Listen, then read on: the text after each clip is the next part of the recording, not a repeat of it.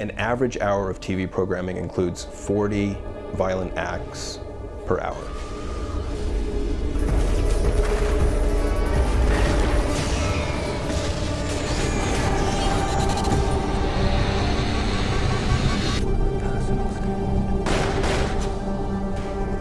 First-person shooters like Call of Duty, you're witnessing about 360 deaths per hour.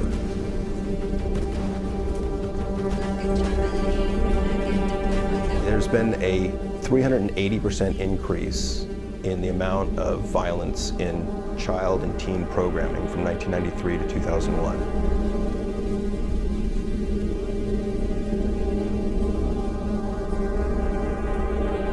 When the media focuses on fear and terror and school shootings, and all of a sudden we believe now that there's more school shootings, it's on the rise, it's an epidemic.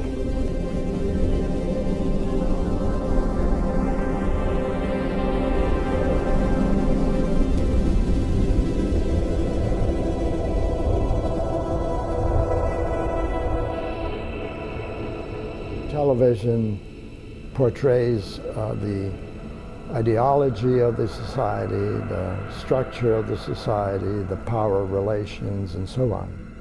It plays a powerful role in shaping the human consciousness and the collective consciousness. I think there's a few different components to what really drives our perceptions, and we operate under a constant flow of cognitive biases and logical fallacies, and all of these different ideas and heuristics shape the way we think, the way we behave, the way we feel.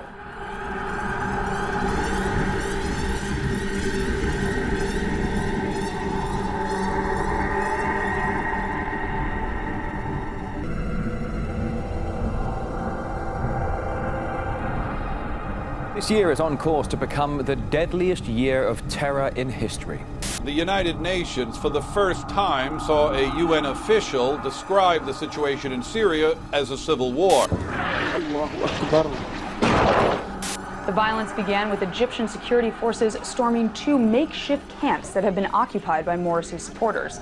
Selling women for sex. The FBI says it is a crime more profitable than selling drugs. The terror spreads. Eyewitnesses describe the gunman as, quote, calmly firing into the crowd. Heavy viewers of television have a stronger fear that they can be victimized by crime, and they also are more distrustful of people, and then they distort reality. So what you get is sort of a biased view in terms of gender, age, race, ethnicity, and so on. One of the things that really comes into play with the media and how they manipulate our perceptions is through priming.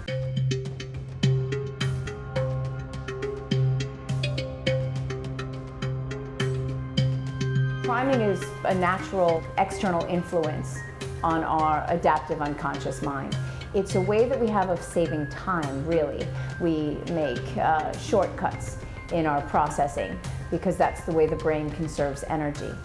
Now, one of the things about priming is we are always being influenced by what we see.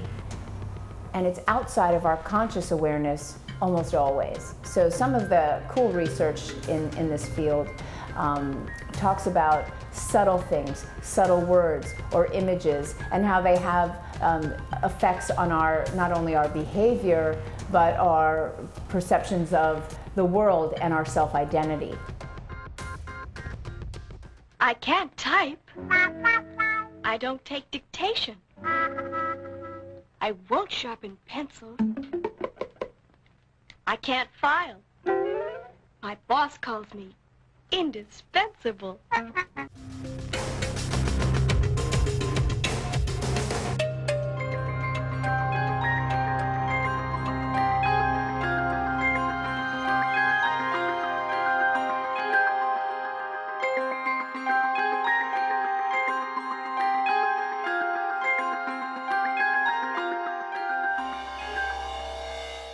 One study of prejudice showed that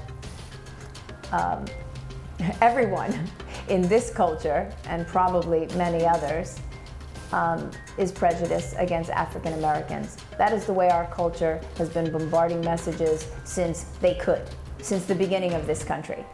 And so even people who are black, when they take this test, they show an unconscious prejudice towards African Americans. It is just the way that these messages have been primed so well that we take them on and have no idea, and it rules our behavior, it rules our emotions, it rules our beliefs. That then rules what we pay attention to. How does the news shape the way we see the world? Here's the world based on the way it looks, based on landmass. And here's how news shapes what Americans see.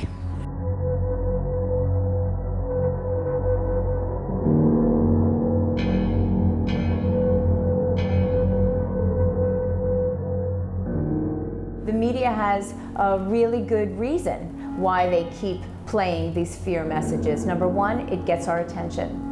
Number two, our brain is naturally designed to pay attention to threat. So they know it'll get us watching. They know that if they get us watching, then they make more money.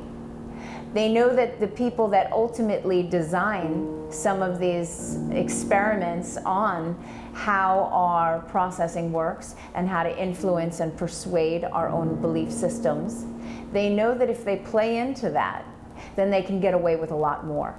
So if we as a culture are seeing these things on the TV and the movies, reading about them in the papers, and what is the main message is be afraid, be very afraid.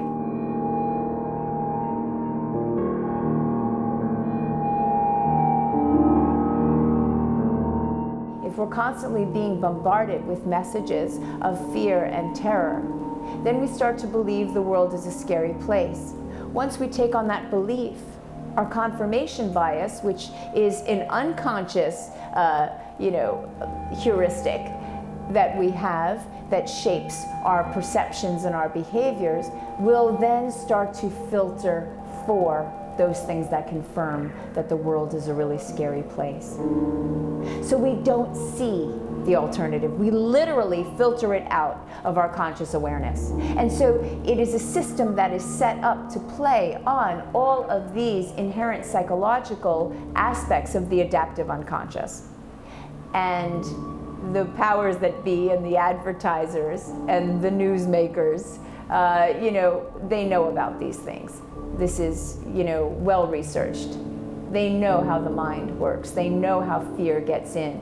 We've got negativity biases that we are born with. And it is always a balance of nature and nurture. So we have a negativity bias in the brain, and it's how we were able to survive for so long as a species. Because our brain is meant to detect danger first, and then reach for pleasure. Because we can't reach for pleasure if we're being eaten by a saber-toothed tiger. We have a natural tendency to look for what's wrong.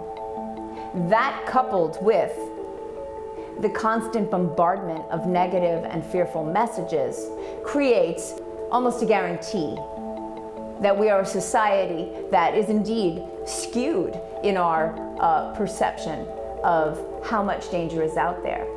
With the school shootings, the facts are and the statistics are that they were worse before Columbine. They just weren't reported on. In consumer news, economic factors may take some spring out of the Easter Bunny step this year. Economic factors may take some spring out of the Easter Bunny step this year. Economic factors may take some spring out of the Easter Bunny step this year. Economic factors may take some spring out of the Easter Bunny step this year. Economic factors may take some spring out of the Easter Bunny step. Look, guys, obviously this is no coincidence. While there are affiliate news services that supply packages and scripts to hundreds of stations around the country, stations then have their anchors read the canned story with the generic script. Say it wasn't an Easter Bunny, and rather the story being mindlessly regurgitated was about a virus, a terrorist attack, or a report on war casualty counts. The bottom line is that people who watch the news tend to trust this information that then influences their perception and decisions. So for these anchors to ask no questions, do no fact-checking, and hold no differing interpretation of the news they're delivering is not only absurd, it's downright dangerous. The typical question in this area is, does watching this sort of violence cause someone to become violent? And the research is mixed on this, that there is some research that shows that the more we watch, the more violent content we watch, that it is a link to some aggression. I think perhaps a better question to ask is, to what extent does watching tens of thousands or hundreds of thousands of violent acts affect our mind, our heart, our families, our community, our world over tens of years? There's got to be a cumulative effect that impacts us on that level. There are 4 ways in which exposure to violence produces effects. First of all, it's an excellent teacher. People watch different forms of violence, they can learn how to do it. The second, it can reduce restraints over pre-existing aggression. And this is why most of the violence is really Captain Virtue doing most of the killing. It's really the good guys triumphing over evil by violent means.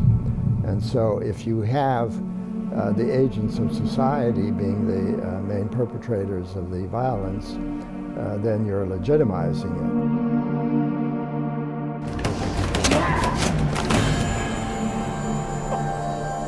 Television tends to trivialize violence. They sanitize it. You don't see the blood and guts and so on. They glamorize it, and then they legitimize it by having Captain Virtue doing most of the killing.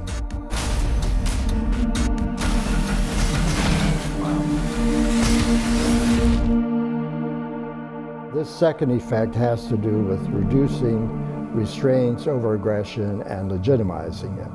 The third, heavy violence tends to desensitize people to cruelty and so on. It habituates you to violence, so you no longer are moved to do something about it.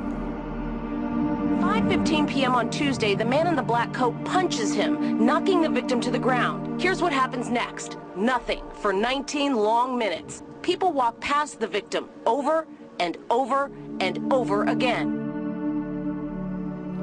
And the fourth effect is it shapes the images of reality. So in our daily lives, we follow routines. You know, we go to the same places, we go to the same workplace, and most of our views, our reality, are based on the medium. And these are places that we don't go to, we may have very limited information and so on. So our beliefs and attitudes about different places, different people, and different societies are heavily influenced by the mass media. The broadcast industry did a beautiful experiment on television effects when they produced a movie called The Doomsday Flight. Rod Serling's epic story, The Doomsday Flight. There's an airliner that's bound for Europe, and an extortionist calls the airport and announces that he's placed an altitude-sensitive bomb on that plane, and the plane will explode when the plane descends before 5,000 feet. And then he's trying to extort money. There was an 8-fold increase in the number of extortion plots called in to airports after that was shown. And you could almost predict that the city in which that movie was shown, there would be an extortion threat. Most interesting one was in Sydney, Australia. The extortionist actually built one and put it in a locker and told Qantas Airlines this is the kind of bomb he placed on a flight from Sydney to Hong Kong, and it will explode when the plane descends before 5,000 feet. So they paid him $500,000 to, of course there was no bomb.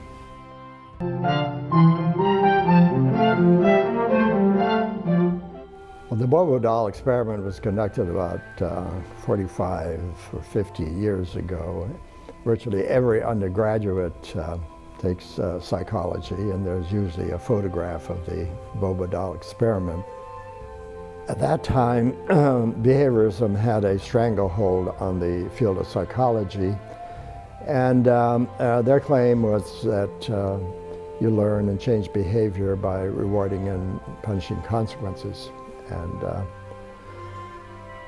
And if you look around, I felt that most learning really occurs through the power of modeling rather than through this tedious trial and error process. So I was beginning to do experiments on the basic mechanism of observational learning.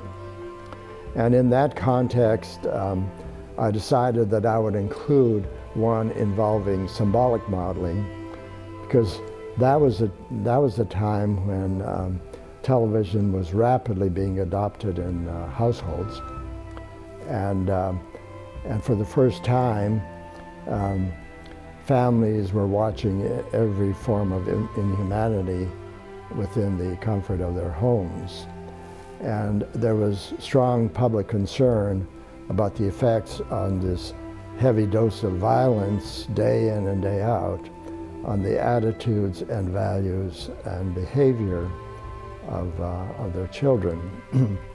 So my inclusion of the symbolic version then made that research very relevant to the societal concerns of the effects of televised violence. I decided to test it in one of the conditions of the experiments. So it's a large inflated doll, and usually what children do is just punch it. I wasn't interested in them punching the doll. I was interested in testing the extent to which they adopt very unique forms of aggression. The model pummeled the doll with a mallet, flung it in the air, kicked it repeatedly, threw it down and beat it. Exposure to aggressive modeling increased attraction to guns, even though it was never modeled. Guns had less appeal to children who had no exposure to the aggressive modeling. The children also picked up the novel hostile language. Now, the object of interest was the novel aggressive acts, not punching the doll. The children in the control group, who had no exposure to the aggressive modeling, never exhibited the novel forms of aggression.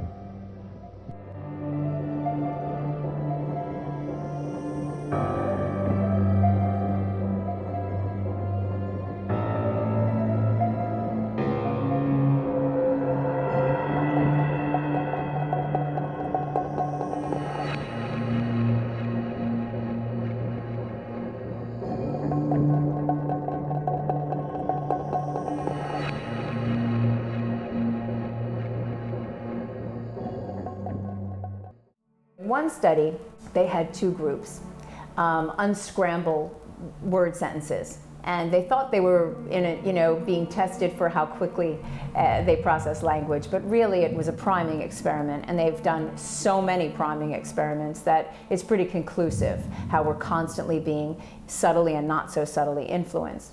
So in this group, they were given words that had to do with impatience, hostility, impatience, anger, hurry, harried.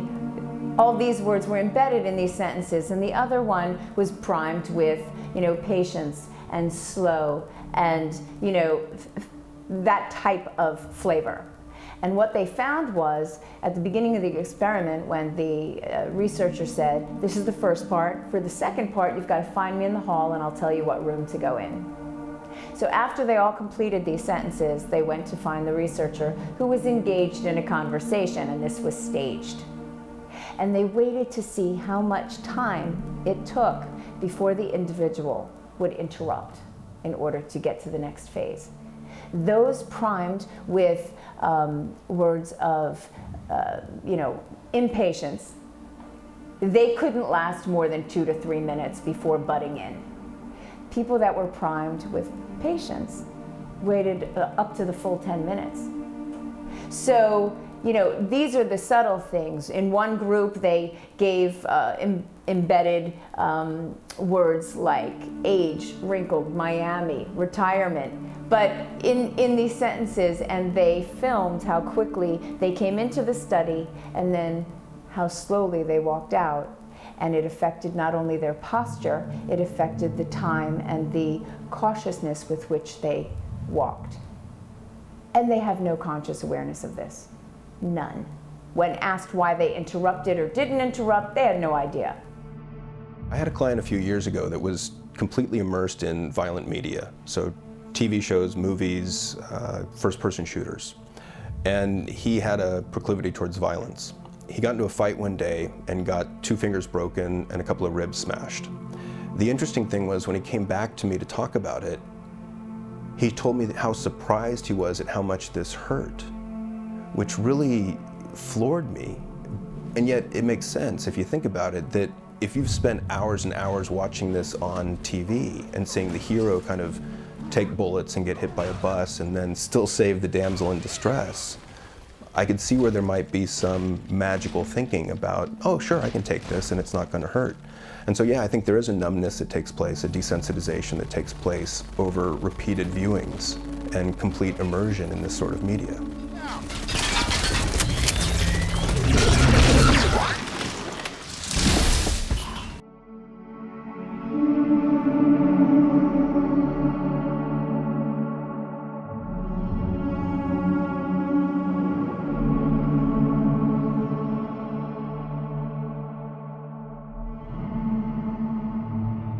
Repeated exposure to violence desensitizes us to the violence, and it becomes a first option to go to in the event of disagreement in many times for the clients that I see, which are young male teens.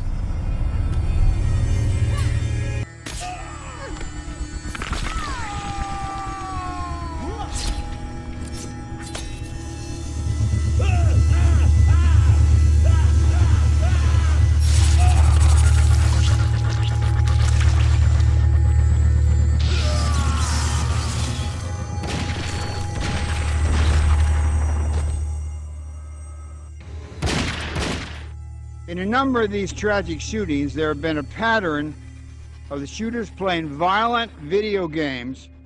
Remember Columbine? Remember the movie theater shooting in Aurora, Colorado? What supports my belief that a rampage shooting are a result of multiple factors, including access to firearms, mental health issues, and exposure to violent media, including violent video games. It is easy for the President of the United States to take on the NRA. Why hasn't he asked the entertainment industry to play a greater role in this debate? Common sense tells us that the level of violence on TV, in the movies, and in many video games is a problem. We're conducting hundreds of studies on how televised violence affects children. What we haven't been doing is studying the broadcast industry as a system that produces the violent fare. In the production of televised programming, someone writes a script and then it gets revised, and then it gets changed in the filming and so on, so that you have so much diffusion in the production that no one really feels personally responsible for the final product. And then the other way in which you disengage morality is to challenge whether it has any harmful effects. Well, violence is such a big part of all of your movies, and it's an enjoyable part of your movies for so many people, and that's why I'm talking about this, because it's a very sensitive time at the moment. I mean, the Vice President is talking to people in the movie industry today about violence in response to And you know where I stand on it. Which is that there's no relationship. And yes. But you haven't said why you think there's no relationship. It's none of your damn business what I think about that. Well, it's my job to ask you why you think that. And I'm you're very saying influential. no. And I'm shutting you down. But you have a responsibility as a filmmaker, surely, to explain a little bit about No, what I you're don't doing. have any responsibility to you to explain anything I don't want to. Look at the violence in our children's stories, you know. These are the most violent stories possible, but we don't seem to be upset about that. You gonna give me my money? Where's my money, man? I love you, Mommy dearest!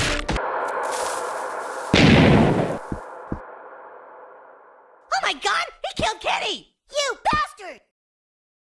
Those three mechanisms convert harmful conduct into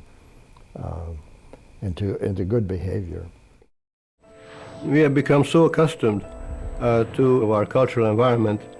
It's like fishing that doesn't know that it's swimming in water because it has never experienced anything else.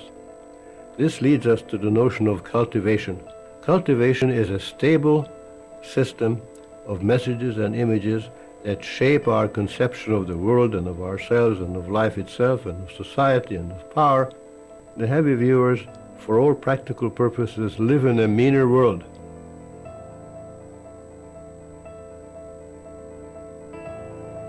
They integrate and absorb a sense of danger, of mistrust, of meanness in the world, is what we call the mean world syndrome.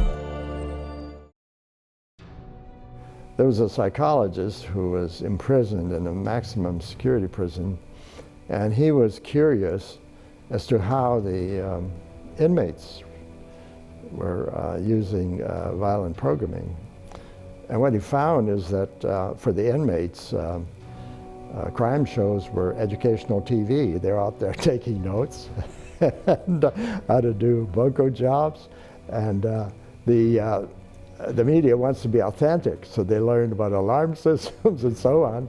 And 40% said that they improved their criminal skills by watching crime TV. And these were documented in terms of they in fact actually had done so. And some of them are pretty elaborate.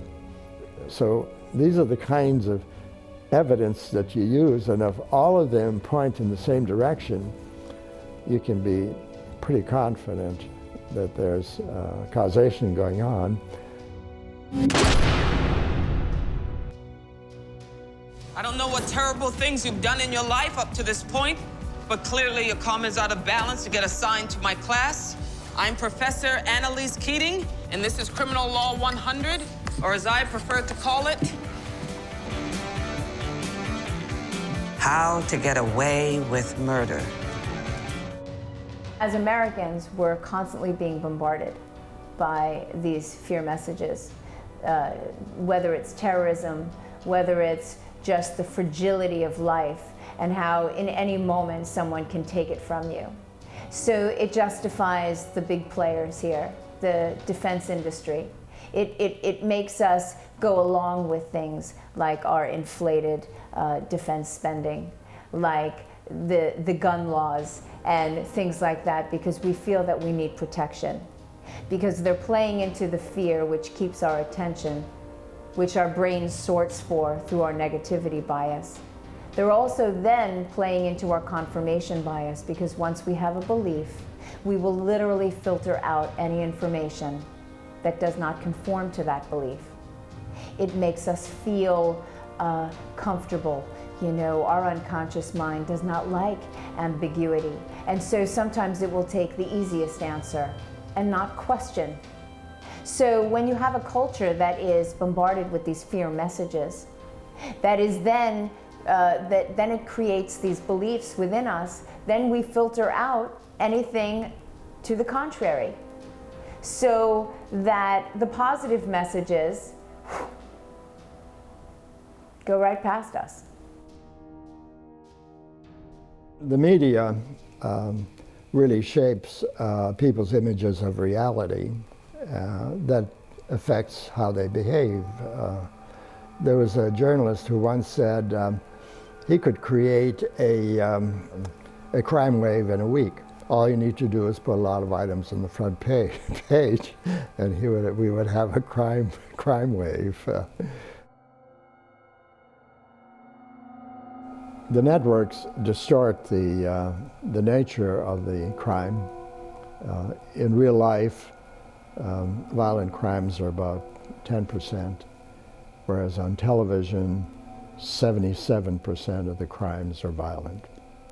Most of the crime on television is the crime of greed and personal failings, whereas in society, most of the crime is resulting from poverty and failings of the social system. And this can greatly influence your attitudes toward public policy toward crime. If your view is that most crime is due to greed and personal failings, you'll probably support more stringent legal penalties and so on.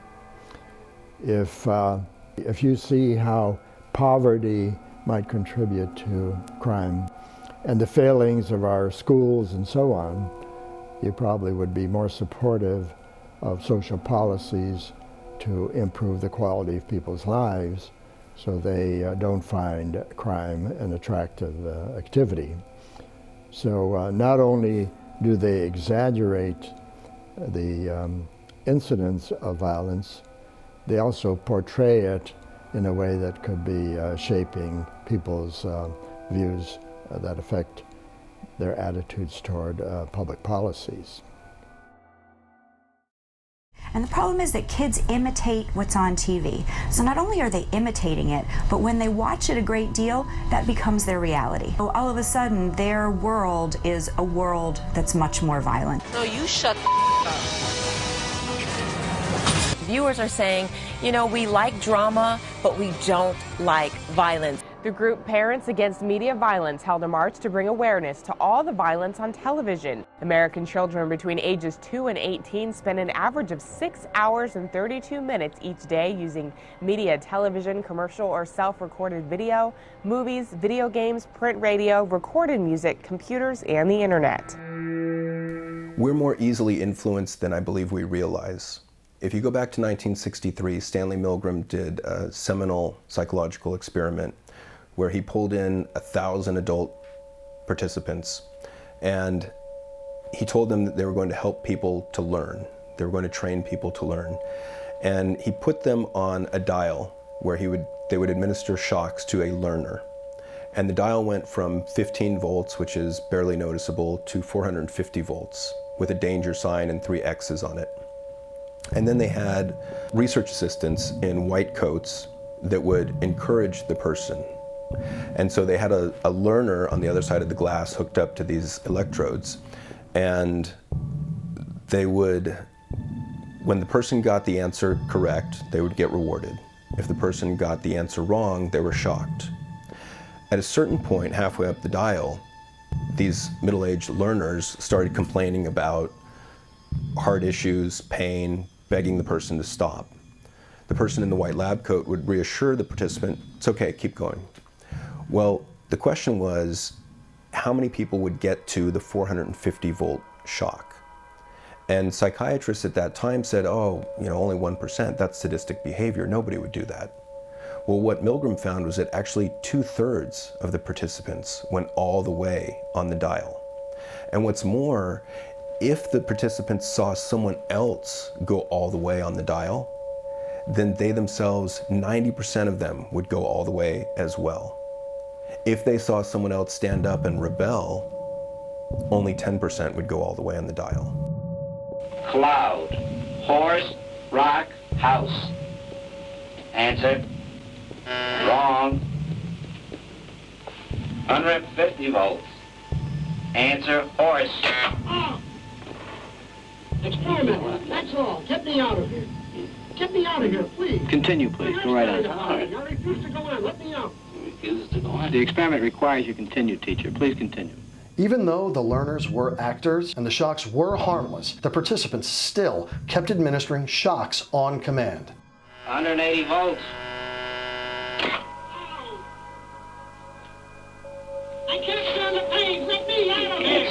I'm not going to kill that man there. I mean, who's going to take the responsibility if anything happens to that gentleman? I'm responsible for anything that happens here. Continue, please. All right, next one, slow. Walk, dance, truck, music. The other day, I did watch a program, one of these TV crime programs with pathologists and doctors trying to figure out how someone was murdered. And I have to say, the imagery in this program was, I couldn't watch. It was so grotesque and gory. And I thought, wow, since when do autopsies, since when have they become entertainment? I mean, I can't believe what is being shown on television these days. What I see in the media mostly is people portrayed as their worth is how much money they make, and the level of prestige is what's in their bank account, what's on the clothes on their backs, the cars that they drive. It makes the rest of society feel like being a working middle-class person is basically a poverty level. And God forbid if you are at poverty level, it's like you have nowhere to go but down. And it's really hard because it's so much keeping up with the Joneses. And reality TV shows especially, all it is people throwing parties, drinking alcohol. Everybody has money at their disposal, and none of them work and have a real job. It's sort of astonishing to me. Cheers! What is this, Dom? I think I'm somewhat Insta-famous in the Instagram world. She's bringing sexy back. I'm into this. I love my life right now, being a mom and doing nothing else.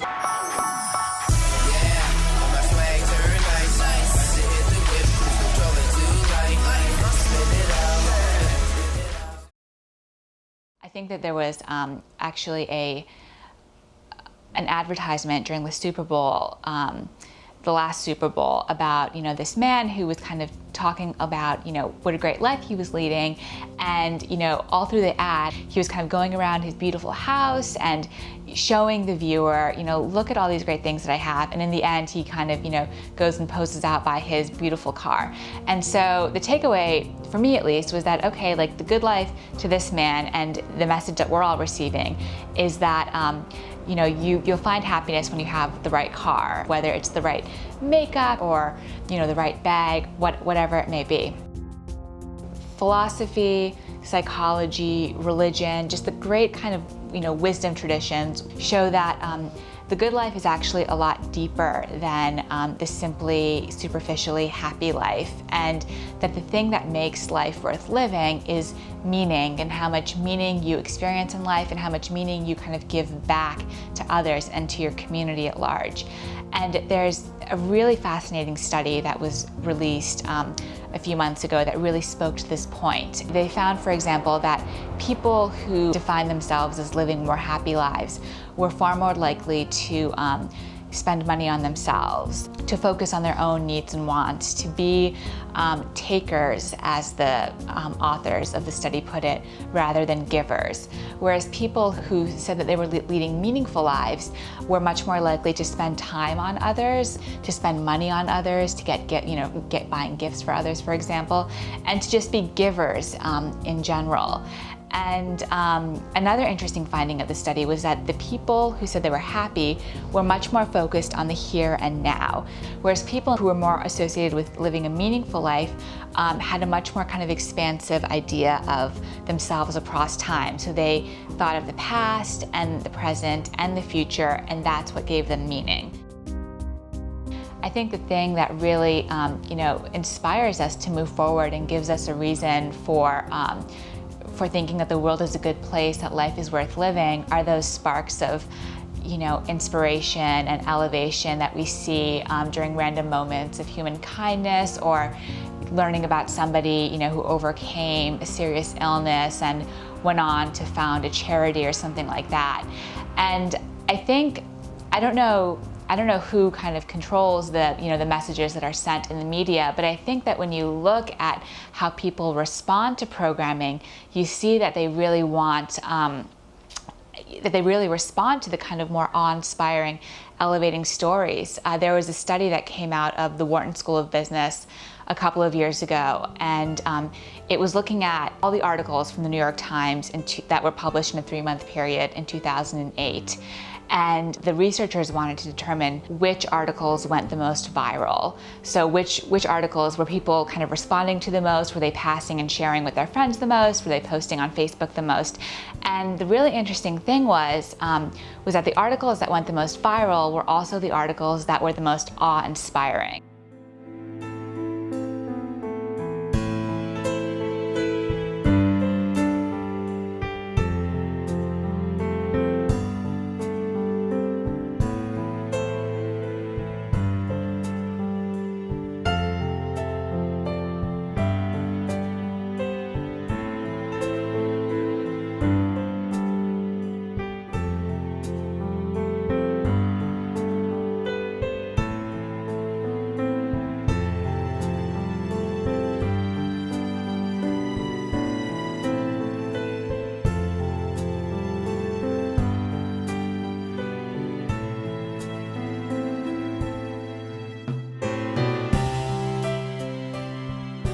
The fact that those articles are going the most viral, I think, indicates that there's a real yearning and a real craving on the part of people for those more uplifting stories. And I hope that editors and producers start paying attention to that, because then maybe they'll start balancing out some of the negative, degrading coverage with the more inspiring, uplifting coverage.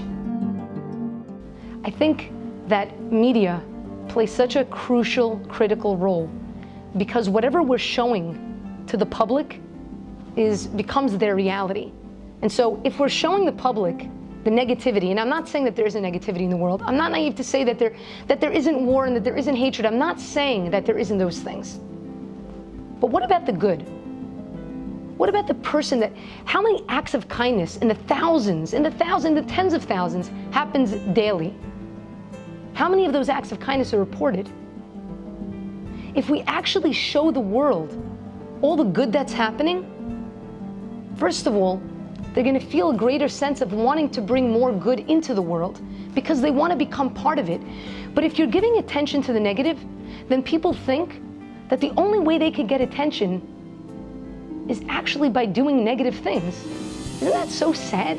That something that negative that happens, something that's negative goes viral.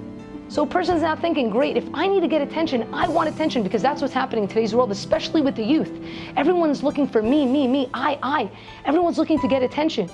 But imagine if we showed people that the way to get attention is through the positivity, that you get acknowledged for the positive that you do. Not because of the job that you have, or the money that you have, or the car that you drive, or the house that you live in, or the amount of friends you have or followers you have, but simply because of who you are as a person. What if we celebrate that? What if we honor that? Imagine how many more people will be following in that direction because they see that that's what society is valuing. Those are the kinds of heroes that we need to create.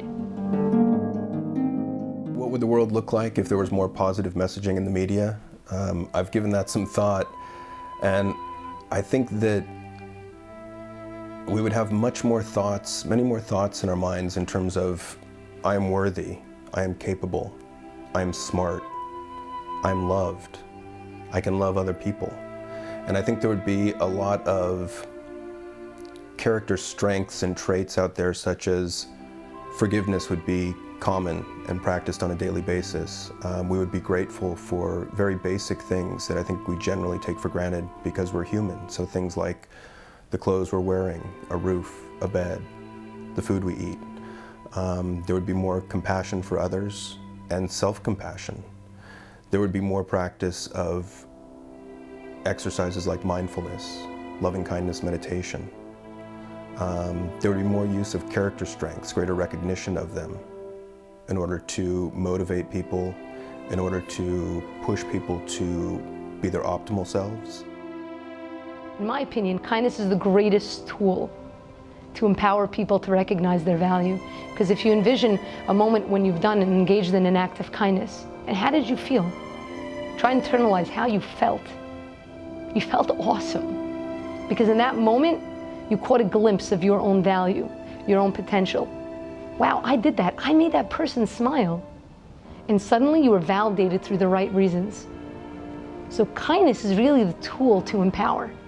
It's the tool to affect that change. And media plays such a great role. Media is one of the greatest, it's a powerhouse what it can do. Because that becomes people's reality. So if we honor the goodness that people are doing in the world, we're creating role models for our children and for the adults to look after and say, that's who I want to be. I want to be known for my acts of kindness and goodness in the world. I want to matter. I want to make a difference. I want to impact somebody's life.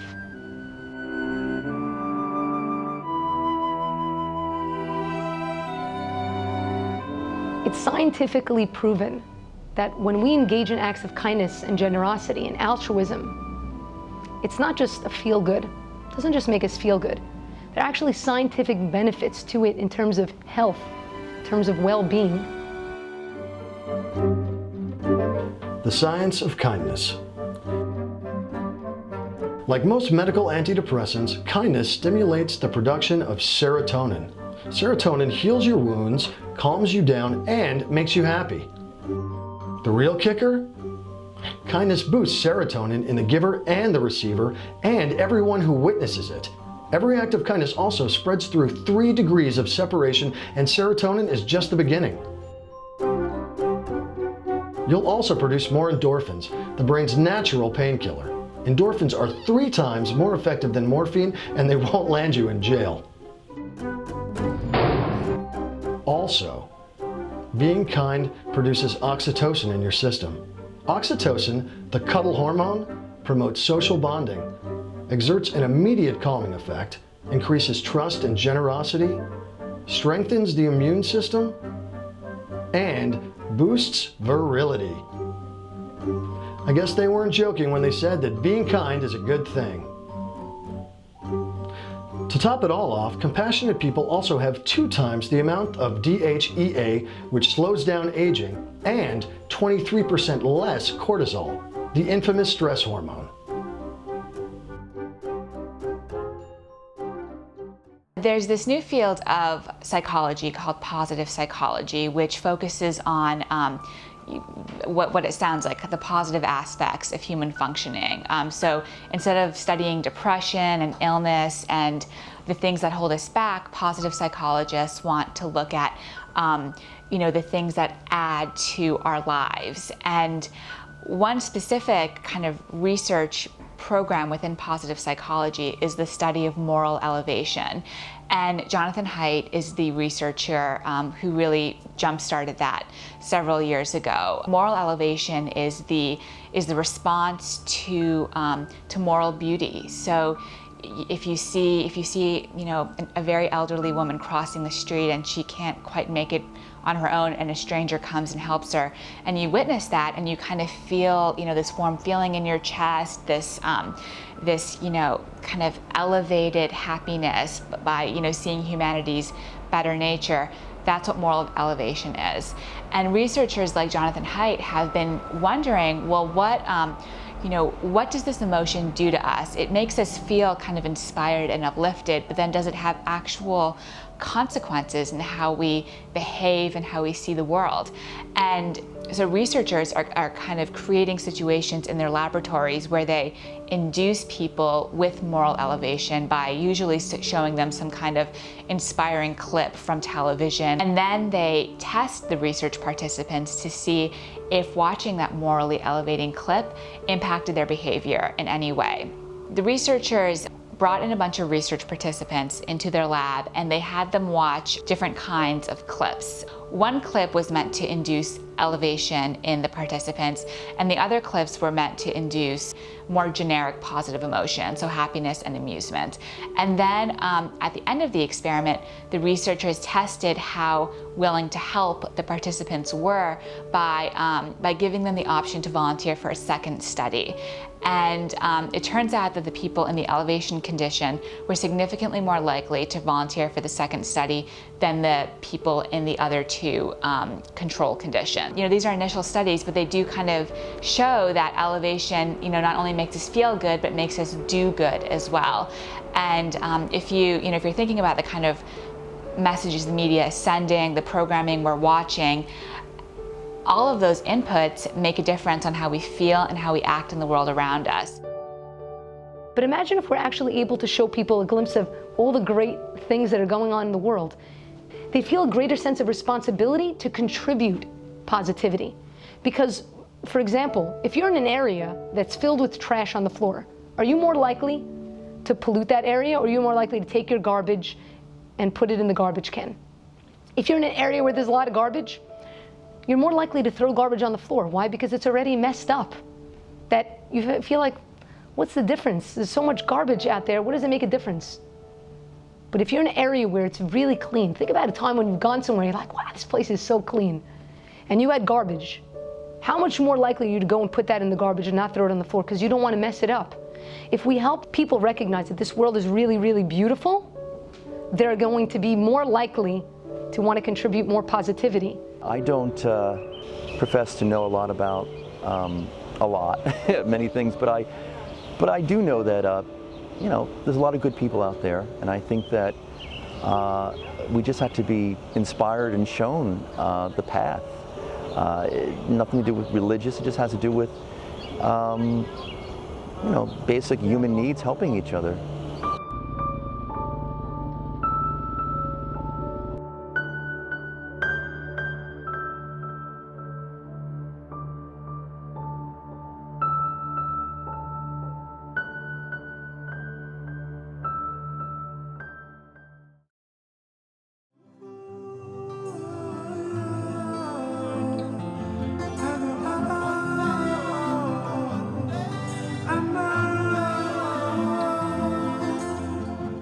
Sometimes I lay under the moon, I thank God I'm breathing, and I pray, don't take me soon, cause I am here for a reason. Sometimes in my tears I drown, but I never let it get me down. So when negativity surrounds, I know someday it'll all turn around, because all my life I've been waiting for, I've been praying for the people to say that we don't want to fight no more.